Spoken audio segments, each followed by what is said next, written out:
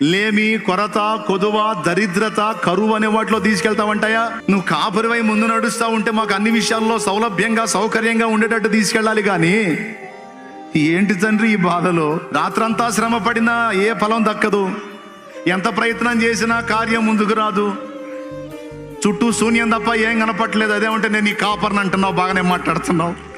నాకు అడ్డు చెప్పొద్దు. నీ జీవితం విషయంలో నాకు కొన్ని బాధ్యతలు ఉన్నాయి. నీ లైఫ్ విషయంలో నాకు కొంచెం రెస్పాన్సిబిలిటీ ఉంది, బాధ్యత ఉంది. అందుకే ప్రత్యేకంగా నేను నా చేతుల్లోకి తీసుకున్నా. లోకస్తుల జీవితాలు చూసి నీ లైఫ్ చూసుకోవద్దు. లోకస్తుల జీవితాలు చూసి మత్సరపడి నీ జీవితాన్ని చూసుకోవద్దు. వాళ్ళు వేరు, వాళ్ళ లైఫ్ వేరు, నీ లైఫ్ వేరు. నువ్వు నా చేతుల్లో ఉన్నావు. కుమ్మరి చేతిలో మట్టి ఉన్నట్టు నువ్వు నా చేతుల్లో ఉన్నావు. నా చిత్తవృత్తి చొప్పున నన్ను రూపించనివ్వు. అడ్డు చెప్పొద్దు, వెంబడించడం నేర్చుకోమంటాడు ఆయన.